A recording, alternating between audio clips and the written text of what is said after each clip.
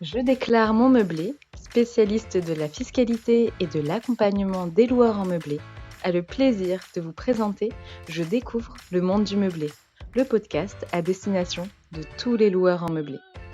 Que vous envisagiez de vous lancer dans l'aventure de la location meublée ou que vous soyez déjà fin connaisseur des avantages de cette activité,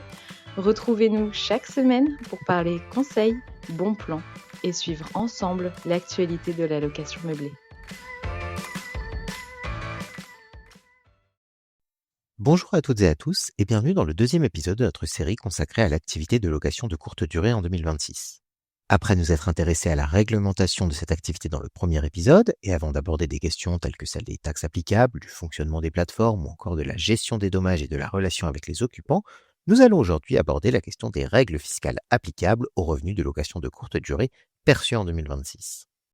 Commençons par rappeler que la location meublée, qu'elle soit de courte ou de longue durée, est une activité qui relève du régime des bénéfices industriels et commerciaux et pour laquelle les revenus perçus sont imposés sur la base du taux marginal d'imposition du loueur, auquel s'ajoutent les prélèvements sociaux ou, plus rarement, les cotisations sociales.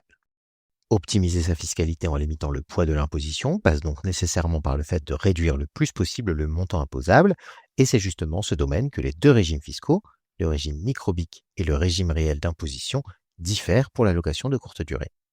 D'une part, le régime microbique fonctionne selon le mécanisme d'un abattement forfaitaire. Pour faire simple, le montant imposable est établi sur la base du montant de recettes annuelles issu de la location meublée déclarée par le loueur, auquel s'applique ensuite un taux d'abattement qui varie selon le type d'activité ainsi que le type de bien. Depuis l'entrée en vigueur de la loi Le Meur, les revenus de location saisonnière perçus en 2025 ainsi que ceux des années suivantes sont donc imposés de la manière suivante. 30% d'abattement pour la location de courte durée d'un meublé de tourisme non classé pour un montant de recettes annuelles devant être inférieur à 15 000 euros et 50% d'abattement pour la location de courte durée d'un meublé de tourisme classé ou d'une chambre d'hôte pour un montant de recettes annuelles devant être inférieur à 77 700 euros. Pour rappel, si un loueur dépasse son plafond de recettes du régime microbique pendant 2 années consécutives,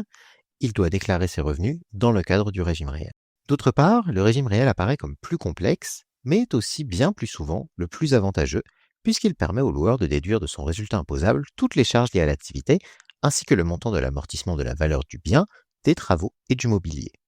Ce régime va donc permettre au loueur d'absorber notamment, sous la forme d'une déduction fiscale, le coût des plateformes, agences, conciergeries ou encore les frais de ménage, autant de services auxquels de nombreux loueurs saisonniers ont recours.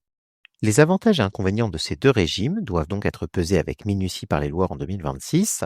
notamment parce que la principale erreur dans ce domaine reste encore et toujours de se tourner trop rapidement vers la solution de facilité que représente le régime microbique, sans avoir auparavant réalisé une simulation visant à déterminer le régime fiscal le plus avantageux.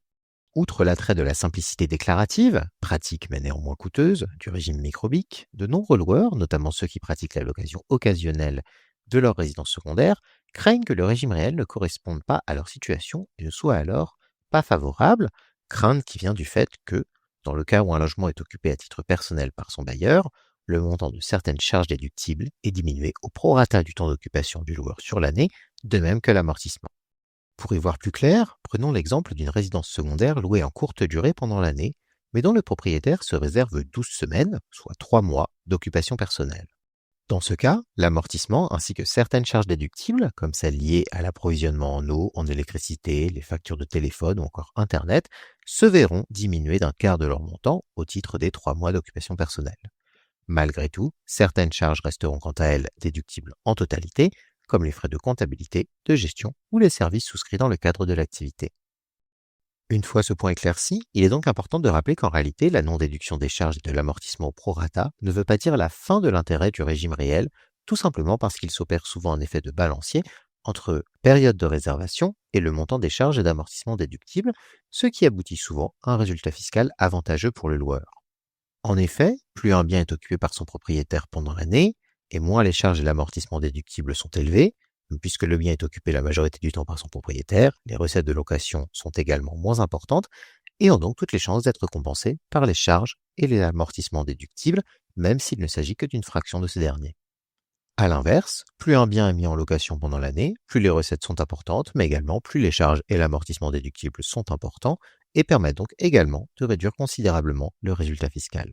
Profitons de ce point pour préciser ce que recouvre vraiment le terme d'occupation personnelle pour les résidences secondaires. Pour celle-ci, cette notion désigne les périodes pendant lesquelles les propriétaires se réservent la possibilité de jouir exclusivement de leur bien, autrement dit des périodes où le bien n'est pas ouvert à la location. À partir du moment où le logement n'est pas ouvert à la location, il est considéré que les propriétaires s'en réservent la jouissance personnelle, qu'ils s'y rendent effectivement ou non, n'a donc pas d'importance.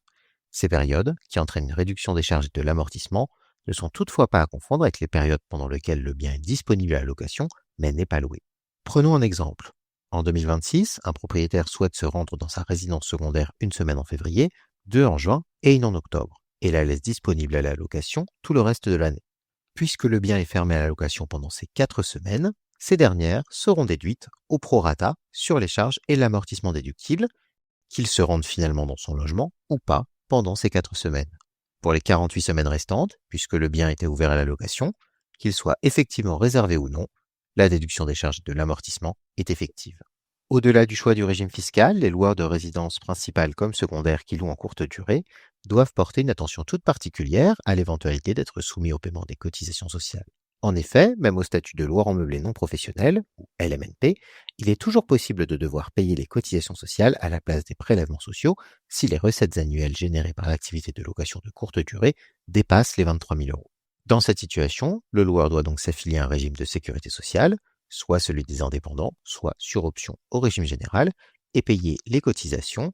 qui sont calculées différemment selon le régime choisi. Pour les loueurs qui sont donc proches de cette limite et qui ne souhaitent pas relever du système des cotisations sociales, il est donc particulièrement important d'adapter le nombre de réservations ou leur prix afin de rester en deçà de ce seuil de 23 000 euros de recettes annuelles de location de courte durée,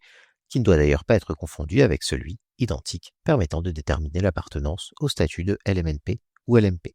Si vous souhaitez en apprendre plus sur les règles permettant de déterminer l'appartenance au statut de loueur en meublé non professionnel ou loueur en meublé professionnel